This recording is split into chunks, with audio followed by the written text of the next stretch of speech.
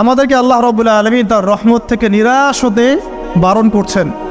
যে যত পাপ করেছে জীবনে, যদি একটা বার কেউ যদি আল্লাহ পাককে মন থেকে ডাকে, চোখ দিয়ে ঝরঝর করে পানি পড়ে, আল্লাহ পাককে বলে, সেজদায় গিয়ে পড়ে আল্লাহকে বলে রব্বিক ফিরলি, আল্লাহ আমাকে মাফ করে দাও, তার মনের মধ্যে যদি সততা থাকে, মন থেকে যদি সেই কথাটা বলে থাকে, আল্লাহ পাক শুধু তাকে ক্ষমাই করবেন না, তার সমস্ত গুনাহগুলোকে আল্লাহ নেকি দিয়ে পরিবর্তন করে দিয়েছে। একটা হাদিস পড়ছিলাম, নবী করিম সাল্লাল্লাহু আলাইহি ওয়াসাল্লাম তিনি বলছেন যে লাম্মা কাদাল্লাহুল খালক, যখন আল্লাহ রাব্বুল আলামিন এই মহাবিশ্ব সৃষ্টি করেন, তখন আল্লাহ রাব্বুল আলামিন কাতাবা কিতাবান, একটা কিতাব লিখেছেন, একটা কিতাব আছে আল্লাহর কাছে। কাতাবা কিতাবান ফাহুয়া ইনদাহু ফাওকাল আরশ, যেই কিতাবটা আল্লাহর নিজের কাছে আছে আরশের উপরে, সেখানে আল্লাহ পাক লিখে রেখেছেন। কি লিখেছেন? ইন্না রাহমাতি সাবাকাত গদাবি, প্রতিটা ক্ষেত্রেই আমার রহমত, আমার দয়া, আমার করুণা আমার গজবকে পরাজিত করেছে। মানে আল্লাহ রাব্বুল আলামিনের গজব এর উপরে আল্লাহ পাকের রহমত অবস্থান করছে। জীবনের কোনো ক্ষেত্রে হতাশ হওয়ার কোনো সুযোগ নাই। আজকে পারিবারিক ভাঙন বলেন, ব্যক্তি পর্যায়ের আত্মিক ধ্বংসই বলেন, সমাজের বিপর্যয় বলেন, যাই বলেন, পিছনে একটা বড় কারণ আছে। সেটা হলো আল্লাহ থেকে দূরে থাকা মানুষ, আল্লাহ থেকে হতাশ হয়ে যাওয়া। আর এই কাজটা শয়তান করিয়েছে মানুষকে আল্লাহ থেকে দূরে সরানোর জন্য। কিন্তু আল্লাহ রাব্বুল আলামিনের কাছে কেউ যদি যেতে চায়, মন থেকে যদি আল্লাহকে একটা বারও ডাকে, আল্লাহ পাক এক ডাকের মাধ্যমেও তার গুনাহ মাফ করতে পারে। দুজন ব্যক্তির ঘটনা পড়লাম। একজন ব্যক্তি প্রচণ্ড রকম আবেদ, প্রচুর ইবাদত করে। আপনারা জানেন ইবলিসও কিন্তু আবেদ ছিল, ইবলিস কিন্তু প্রচুর ইবাদত করেছে। এখন ওই ব্যক্তির একজন বন্ধু ছিল, এটা বানু ইসরাঈলের ঘটনা। তো সেই বন্ধু পাপী ছিল, বিভিন্ন কবিরা গুনাহ করত। আর এই আবেদ ব্যক্তি বারবার তাকে নসিহত করত, গুনাহ ছেড়ে দাও, তুমি পাপ করছো, গুনাহ ছেড়ে দাও। তখন সেই ব্যক্তি যে পাপ করছে সে বলতো যে আল্লাহ কি তোমাকে আমার রক্ষক বানিয়েছেন? আল্লাহ কি তোমাকে আমার উপর দারোগা বানিয়েছেন? আমাকে আল্লাহর হাতে ছেড়ে দাও, আমাকে নসিহত করতে শোনা। একদিন এই আবেদ ব্যক্তি তার বন্ধুকে একটা জঘন্য পাপ করতে দেখলো, এমন একটা পাপ যেটা দেখে তার মনে ধারণা আসলো এটা চরম জঘন্য একটা কাজ। তখন সে মুখ ফসকে বলে ফেলল যে আল্লাহ তোকে আর মাফ করবে না, আল্লাহ তোকে জান্নাত দিবে না। আল্লাহ রাব্বুল আলামিন মালাকুল মউতকে এই দুজনের কাছে পাঠালেন, দুজনের রূহকে কবজ করা হলো। এবার আল্লাহ পাক তার সামনে তাদেরকে উপস্থাপন করে বললেন যে তোমাকে আমার রহমত সম্পর্কে কে গ্যারান্টি দিয়েছে যে আমি কাউকে রহমত করব কি করব না? যাও, আমি তোমাকে জাহান্নামে পাঠালাম, ওই ব্যক্তি যে আমার রহমত প্রত্যাশা করেছে আমি তাকে জান্নাত দিয়ে দিলাম। দেখুন, এই হাদিসটা শুনলে মনে হয় বাহ্যিক হয়তো বা মুখের একটা কথার কারণেই সে জাহান্নামে চলে গেল। আসলে বিষয়টা এমন নয়। বিষয়টা আমি আপনাকে বোঝাচ্ছি। বিষয়টা হচ্ছে ইবলিসের মতো। ইবলিস কিন্তু শুধু মন থেকেই বলেনি যে খলাকতানি মিন নার ওয়া খলাকতাহু মিন তিন, আমি কেন তাকে সাজদা করব আদমকে? আদম তো মাটির তৈরি আর আমি তো আগুনের তৈরি।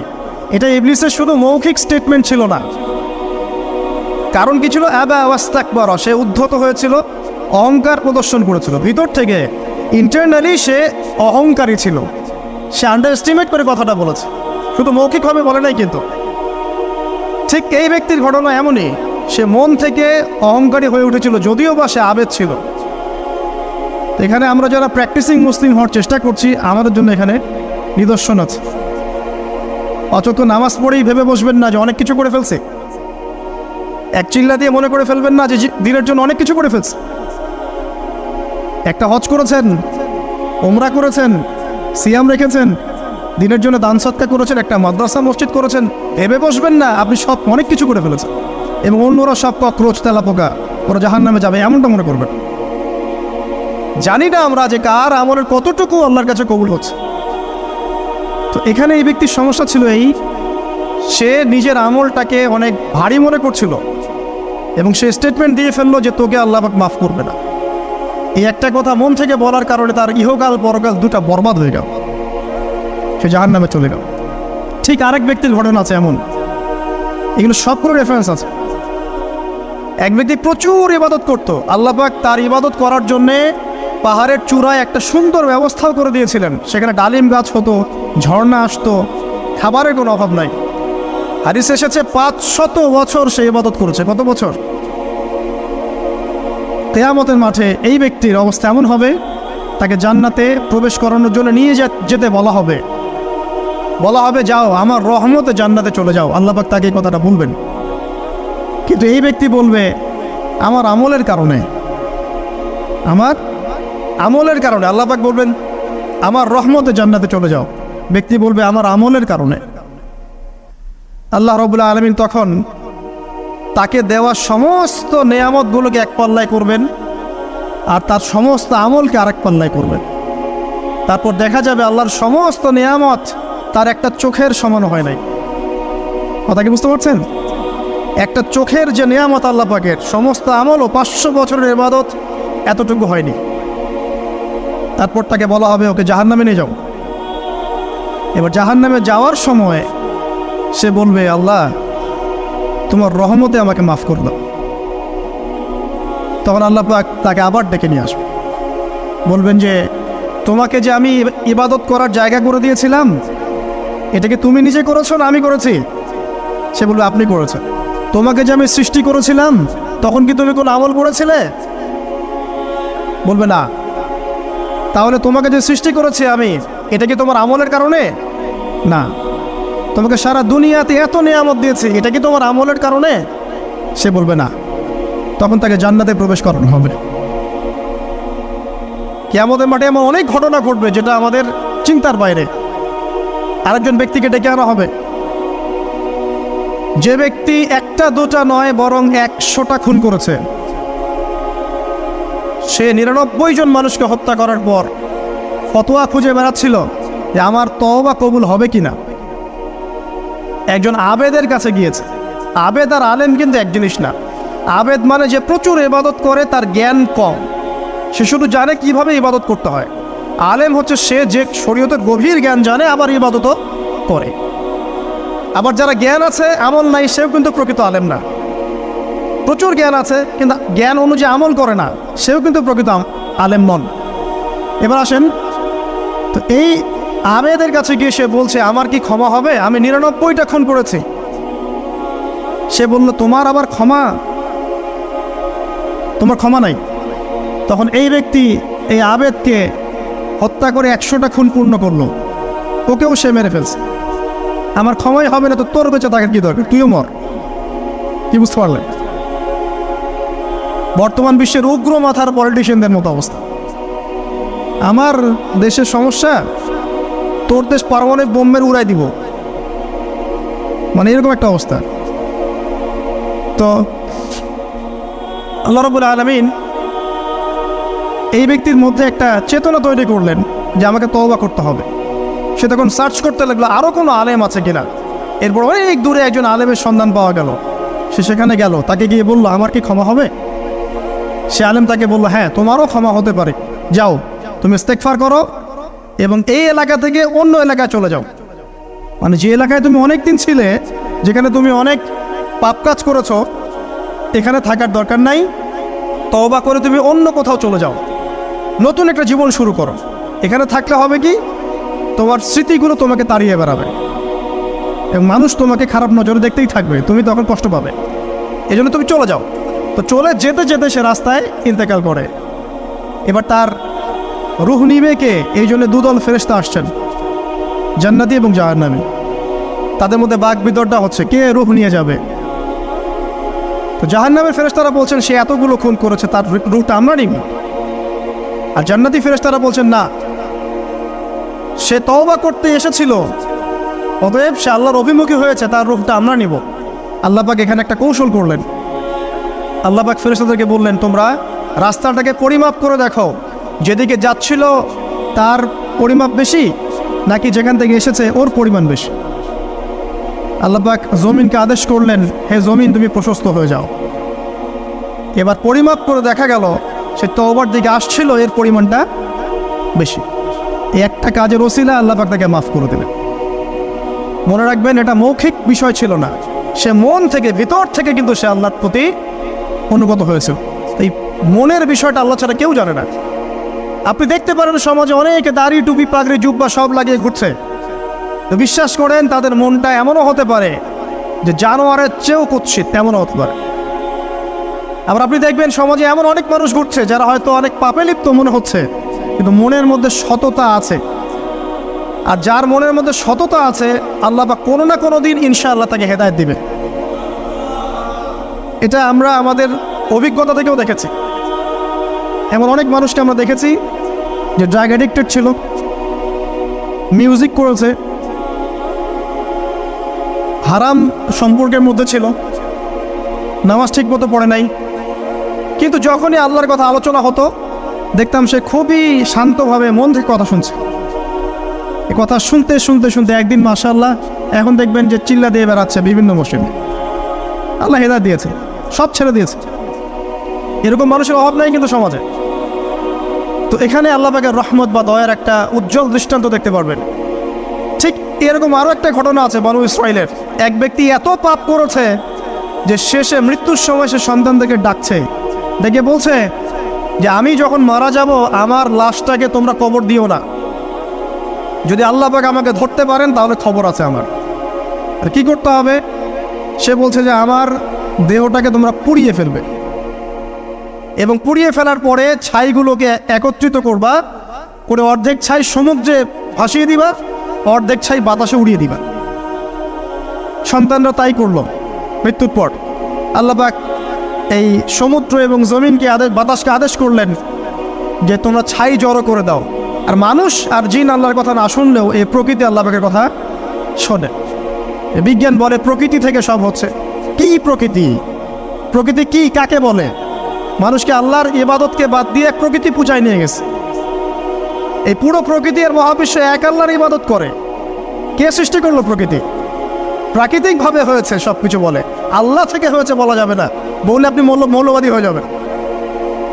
আল্লাহ শব্দ ইউজ করলে আপনি মৌলবাদী হয়ে যাবেন। ধর্মতাত্ত্বিক শব্দগুলোকে আস্তে আস্তে উঠিয়ে দেওয়া হয়েছে। দেখবেন যুক্তি, বিজ্ঞান, দার্শনিক শব্দগুলোকে আনা হয়েছে। এটাও টেকনিক্যালি করা হয়েছে। কোনো সেকুলার মিডিয়াতে আপনি দেখবেন না ইনশাআল্লাহ বলছে। ইনশাআল্লাহ প্রমাণ করবে যে আপনি আস্তিক না নাস্তিক। তো প্রকৃতিকে আল্লাহ পাক আদেশ করলেন, এই সমুদ্র ছাই জড়ো করো, এই বাতাস ছাই জড়ো করো। তারা ছাই জড়ো করে দিল। এই ব্যক্তিকে বলা হচ্ছে তুমি জীবিত করে আল্লাহ পাক বলছেন তুমি যে এই কাজটা করেছিলে, লিমা ফাআলতা হাযা, তুমি এই কাজটা কেন করেছো? তখন এই ব্যক্তি উত্তর দিচ্ছে, মিন খাশিয়াতিকা ইয়া রাব্বি ওয়া আনতা আ'লাম। হে আল্লাহ, আমি আমার বুঝে যা এসেছে আপনার ভয়েই আমি এই কাজটা করেছি, আর আপনি খুব ভালো করেই জানেন যে আমি আপনার ভয়ে করেছি নাকি অন্য কোনো কারণে করেছি। মানে আপনি আমার মনের কথা জানেন। আল্লাহ পাক তাকে মাফ করে দিলেন। আপনাদেরকে আমি সেই ব্যভিচারী মহিলার কথাও মনে করাই, যে ছিল একজন প্রস্টিটিউট মহিলা, পতিতা, যেটা আমরা বলি সমাজের ভাষায়। যদিও এখন নতুন শব্দ এসেছে সেক্স ওয়ার্কার বা যৌনকর্মী, এবং এগুলোকে আমরা এখন প্রমোট করছি। আমরা এখন অশ্লীলতাকে প্রমোট করছি। এই কথা বলতে আমাদের বুক কাঁপা উচিত নয় যে আমরা এখন অশ্লীলতাকে প্রমোট করছি। আমরা এখন কাপড় খোলার সংস্কৃতি দিকে যাচ্ছি। যে কাপড় খুলে দিয়েছিল ইবলিস। ইবলিস আমাদের বাবা মার কাপড় জান্নাতে খুলে দিয়েছিল, এটা কি জানেন? ফল খাওয়ার পরে এই ফল খেতে কে প্রলুব্ধ করেছে? ইবলিস।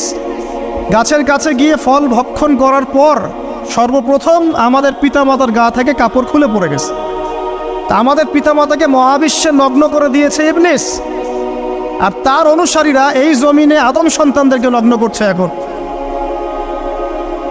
অতএব এই যে একটা ট্রেন্ড এখন চলছে, দেখবেন হারাম রিলেশনশিপকে মিডিয়ার মধ্য দিয়ে প্রমোট করা হচ্ছে, মনে হয় একটা স্বাভাবিক বিষয়। কোনো বিষয়ই না এটা, যে কেউ জেনাই করতে পারে। জেনা পর্ন খুব নর্মাল। হালাল ভাবে যদি আপনি বিয়ে শাদী করতে যান তখন সমস্যা হচ্ছে। হালাল ভাবে যদি আপনি বিয়ে করতে যান তখন সমস্যা হচ্ছে। হারামভাবে আপনি যা ইচ্ছা তাই করতে পারেন, সমাজে কেউ কিছু বলছে না। এখন বলছে এগুলো স্বাধীনতা। সুবহানাল্লাহ, কোন স্বাধীনতা? স্বাধীনতা বলে কোনো শব্দ নাই মহাবিশ্বে। এই পুরো বিশ্বের সমস্ত মানুষ আল্লাহর অধীনে পরাধীন।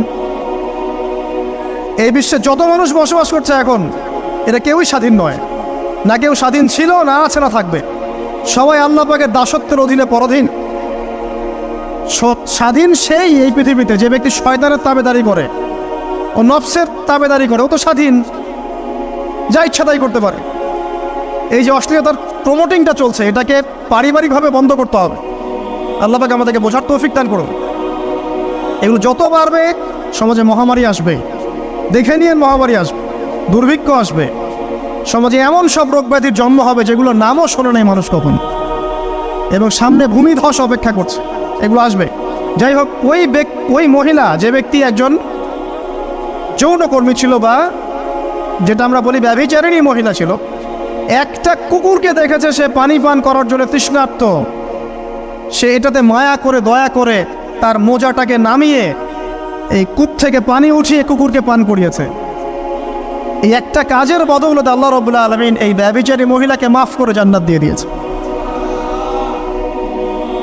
হাদিসে এটাও এসেছে, নবী সাল্লাল্লাহু আলাইহি ওয়াসাল্লাম বলেছেন, ইরহামু মান ফিল আরদ, তোমরা সবাই জমিনবাসীর প্রতি রহম করো। জমিনে মুসলিমই থাকতে হবে, তাদের প্রতি রহম করতে হবে এমন নয়, জমিনবাসী যারাই আছে সবার প্রতি রহম করো, জাতি ধর্ম বর্ণ নির্বিশেষে। এমনকি পশু পাখির প্রতিও দয়া করো। ইরহামু মান ফিল আরদ, জমিনে যারা আছে সবার প্রতি রহম করো। ইয়ারহামুকুম মান ফিস সামা, যিনি আসমানে আছেন তিনি তোমাদের প্রতি রহম করবেন ইনশাআল্লাহ। ইসলাম এই কথাগুলো বলেছে 1400 বছর আগে। আজকের এই বিশ্বের সোকল্ড এই মডার্ন বিশ্বে, যেখানে মানুষের রক্তের কোনো দাম নাই, সেখানে ইসলাম পশু পাখির অধিকার নিয়ে কথা বলেছে 1400 বছর আগে।